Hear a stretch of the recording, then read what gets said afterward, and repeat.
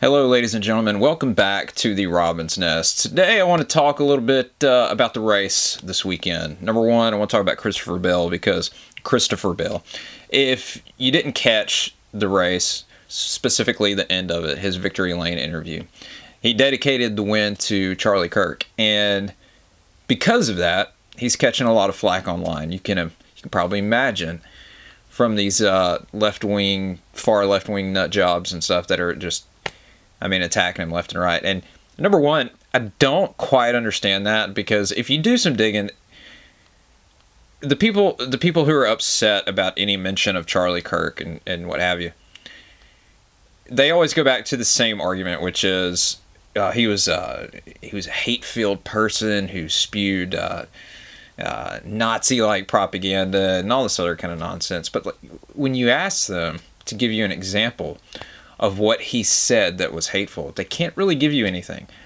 unless it's cut and taken out of context. They can't give you the full statements that he made. It's literally always, we take this little section here, we cut it, and then that's what we put out there that's supposedly offensive. I'll give you an example of that. He was talking about Juneteenth shouldn't exist, or at least shouldn't be recognized as a federal holiday. And I agree with him. I'll tell you why. And the reason he said this is because we have a holiday already in this country that acknowledges and celebrates everyone's freedom, every American's freedom. Okay, that being July 4th, Independence Day. When we get to the point, which is where we're at now, where you separate people in this country based on race, the inevitable outcome of that is divisiveness and hate and so on and so forth. Because you're telling this particular segment of society that they are more important than everyone else. They get their own day separate from the rest of the country because of their skin color. That's nonsense, okay? No one is more important than anyone else. We're all Americans. We're all equal. Okay? Things that happened in the past are just that. They're in the past. They're done and over with. No one alive on this planet had anything to do with slavery in the United States. Not one person. Okay? It was an evil thing. It never should have happened. But to sit here and constantly try to make amends for things that none of us are responsible for is ridiculous. Okay? And like I said, it just creates divisiveness. That's what Charlie was getting at when he said that. There's nothing wrong with that. Okay? Anyone with any kind of reasonable understanding or cognitive function should be able to hear that statement and be like, you know what? Yeah, that's true. We shouldn't have holidays based on race. We shouldn't. The days of segregation and things like that are over. They should be over. For the longest time, they were over. But now we're slowly going back into that. And we shouldn't be. That's just all there is to it. So Christopher Bell shouldn't be catching flack because Charlie Kirk shouldn't be catching flack.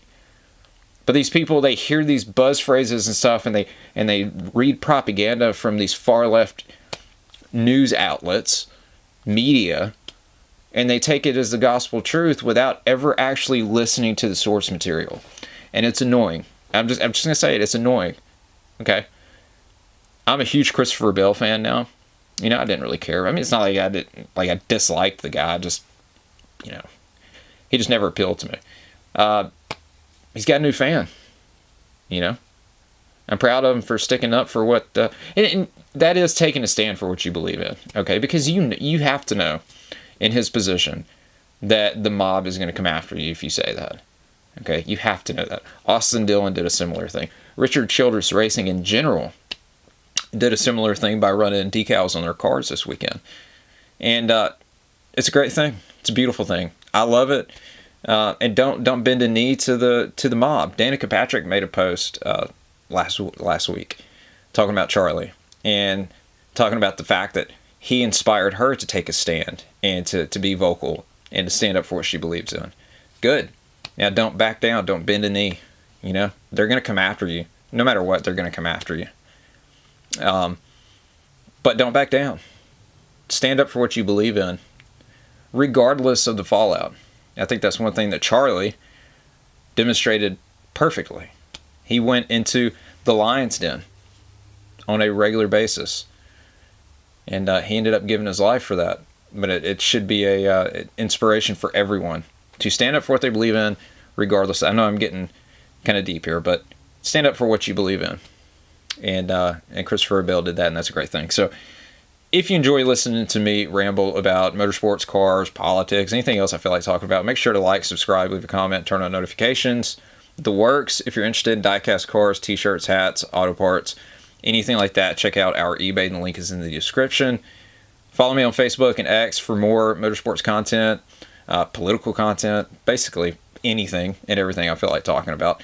Those links are in the description. I post on both of those daily. So without further ado, let's get into the rest of the video.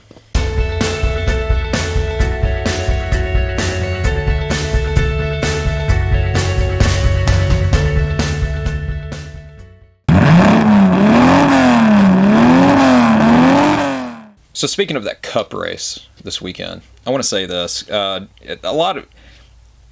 think the fan base is divided on the way that race, manifested or worked its way, worked out, or whatever.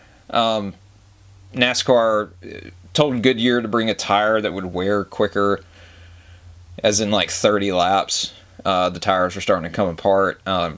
It was supposed to help the cars, be able to pass. It was artificial though. It's not real. It's not a real ability to race. It's just the fact that the guy in front of you's tires are worn out, or they wore out before yours did. So now you can pass him. It's totally artificial and nonsense. But yes, the racing was better than what it would have been otherwise. But it's still just it's a joke though, because this is the Cup Series, which is supposed to be the top tier of motorsports in the United States. It's supposed to be one of the top categories in the world if you believe everything that NASCAR says. Why are we experimenting on the fly with Cup races and playoff Cup races? And the playoffs are stupid, but if you buy into their narrative about the playoffs are the most important thing ever in NASCAR, why are we're doing like science experiments on the fly? It's nonsense. I look at Bubba Wallace. I don't care for Bubba, but he had a really good car that was good enough to win the race, and that fell apart towards the end of the race due to tires. He had a tire going down, couldn't turn. Now let me say this: he ended up going into the corner when his tire was starting to come apart, and hit Ricky Stenhouse and turned Ricky around. Now, it's the most deliberate thing I've ever seen in my life. He comes on the radio and he says, well, tell the 47 I couldn't turn. Well, you knew you couldn't turn 2 laps ago. And if you can't turn, you should probably slow down and not just barrel off into the corner, like it's like normal. But regardless, his race was upended by tire issues. And it's just, like I said, it's just artificial, and it never should happen in the top category. It just shows the incompetence of NASCAR leadership, not the participants. Okay, I think a large majority of the crews and the drivers would probably say that was nonsense. Of course, they won't say that on camera for the most part, but because you don't want to get fined $50,000 for questioning NASCAR publicly, but it's just I'm of the opinion that we shouldn't be doing gimmicky crap like that with the Cup Series. It's supposed to be the best. If the car won't pass, then just fix the daggum car. 4 years into this nonsense, and we're having the same conversations over and over and over again. And rather than NASCAR fix anything, they put the onus on Goodyear. It's up to Goodyear to figure out a way to make the cars pass. That's nonsense. We should not be in that position. Estrie, I think what's his first name? Kevin Estrie. I may be wrong about that. Last name Estrie. He races in Porsche, or drives a Porsche for Penske in WEC, and he was driving at COTA last weekend or the weekend before last, and they ended up winning.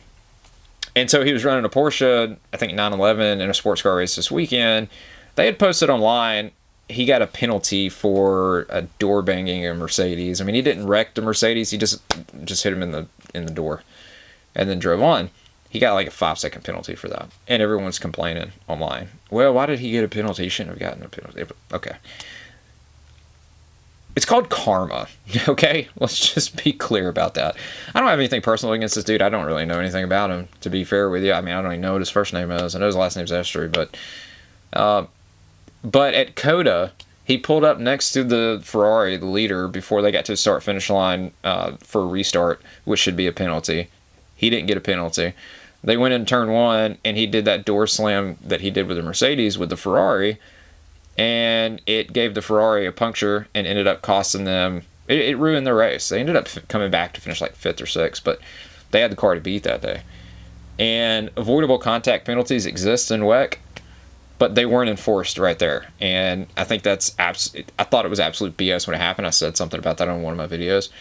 And, I think they got away with that because it's Penske and their own home soil, and they hadn't won a race yet this season. So I think they got very charitable, a very charitable reaction from the FIA in that situation. And like I said, I've seen it a million times, the same kind of incident is a penalty. And then as far as pulling up next to the Ferrari on the restart, the commentators even said that should be a penalty.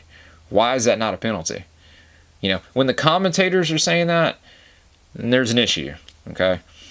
So I don't feel bad about what happened in the sports car race this weekend. This is what I'm trying to tell you, because I just don't. Turnabout is fair play, karma, whatever you want to call it. What goes around comes around, that kind of thing. You got away with some blatant nonsense the week prior. You're not going to get away with it this weekend. You're not in a Penske Porsche this weekend. In Australia this weekend, they were running at the bend, and they had a driver pass away in the paddock. He's the Australian touring cars or Aussie touring cars or Aussie racing cars. These little cars, they look like, I guess they technically look like Mustangs and Camaros, but they're real tiny. They're basically like Legends cars, what we have here, just with different bodies on them, essentially. I'm sure there's some other differences, but that's basically what they are. And Shane Mann passed away in the paddock area, had a health issue. They didn't really come out and say what it is. I'm assuming a heart attack or something like that. And they did a pretty cool tribute to him before the final race of the weekend for that category. And just wanted to send thoughts and prayers out to his family. It's awful. His wife and kids were there, from what I understand. And, so it's just awful. Awful. As far as the supercar race goes, I was wrong. Let's just say that. Because I thought that Brock Feeney was just going to come out there and smoke everybody. And had Jamie Whincup not made like a couple of really amateur mistakes, they probably would have. But it was, I think this was the first enduro race of the season, so you have to do driver swaps, and Jamie was in the car, and he made a couple of mistakes and ended up costing them. I think they came back to 12th or something like that. But Brody Kostecki ended up winning the race, which is very cool because I'm a huge Dick Johnson Racing fan. And they've kind of been on the schneid since Penske left. They've had some a win here or there, but nothing substantial like during the Penske era when they were partnered up. So very cool to see that. I think it was actually a Ford podium, which is also very cool. I want to close on that. Well, actually, no. Let me not close on that yet. Let me say this. ETRC was racing this weekend, European Truck Racing Championship, which is semi-trucks. If you're not familiar with it, I'm going to put the link in the description to go to their channel. Check it out. They live stream every race for free on their YouTube channel. Very, very cool racing. They were at, I think, Zandvoort this weekend. Where were they at? I think they were in Belgium. I can't remember if it was Zandvoort or if it was a different track that they're racing at. I think that's the track that they're at. Don't quote me on that. Anyways, watched 3 of the rounds because I slept through the other one because I didn't go to sleep until like 2 o'clock in the morning the night prior. But very, very entertaining stuff. And those guys, they beat and bang with one another, and it's just, it's fun to watch. It's like touring cars, but with semi-trucks. So make sure to check that out. But I do want to close on this. My wife came and told me a minute ago that she was watching. We had something happen this morning that was kind of took the wind out of my sails. All right, for lack of a better phrase or term. And so I've been feeling really bad today. But my wife said she was watching something and they were having a visual for Charlie Kirk. I don't remember where. But one of the passages from the Bible that they quoted, that they were talking about, was Amos 5:14, which is seek good, not evil, so that you may live in the house of the Lord for eternity. I have that tattooed on my arm. And I tell you, the reason I got that tattooed on my arm is because I wanted something that wasn't, I didn't want John 3:16. I love that passage, but it's overused. I feel like it's one that everyone goes to. It's one of the more common passages from the Bible, I should say. So I didn't want something like that. I wanted something a little different, but something that still spoke to me. And Amos 5:14 certainly did that. But it's not one that you hear mentioned often, at least not from my perspective. I haven't heard it mentioned really at all since I was 18 when I got it tattooed on my arm. And I've talked about it on this channel before. It looks terrible. Okay, it looks absolutely awful. It's 2 different fonts. I don't know why. I don't know why the guy did that when he was putting it on my arm. And he was eating a burrito and spilling rice and beans all over my arm. It was a disaster. And the place, I'm not going to say the full name of it, but like the last part of it is and grills. So like they do, like you can get a chrome grill while you're in there getting a tattoo. It's not good. And it was in the ghetto, or like whatever you want to call it. Really bad part of town. And it was in the back of an old shopping mall. Just not good. Not good. But I've had opportunities to get it covered up, and I never have. And I don't know, there's just been a lot of things, not just the past week. I've made mention of this on the channel before too. God has been speaking to me in several different ways. Okay, just put it that way. I've always been a Debbie Downer, a doubter, haven't really believed. When I see things happen, I take a step back and I try to find some logical way to explain everything, and I do this in my head. I don't really do it so much out loud, but I just think, yeah, that could be a spiritual thing, but what about this, and this? That kind of takes away from the spiritual aspect of it and kind of makes it more logical in my mind. And I've always been that kind of person where I just constantly doubt everything. But it's becoming increasingly clear as of late that there's something going on, some sort of spiritual thing. And what that is, I don't know. My wife thinks that I should be more vocal about Christianity. I should speak about it more in these videos. Maybe I should talk about politics. And I'll tell you this about politics. A lot of people on this channel are going to be pissed off that I talk about politics. But like, I went to college for politics. So that's... I love politics, is what I'm saying. I don't love politics. I love talking about politics. And I've always been that way. And yes, I'm conservative now. When I was younger, I was a card-toting liberal. I voted Democrat across the board all the time. I believed in a lot of the things that the far left believes in now. I came back from that when I started having a family, and this is why I've been living in Alabama too. I was out in left field, living in Birmingham. So, and Birmingham, hasn't always been a blue stronghold like it is nowadays. But the point is, what I'm trying to say is that we're going to talk about politics on this channel.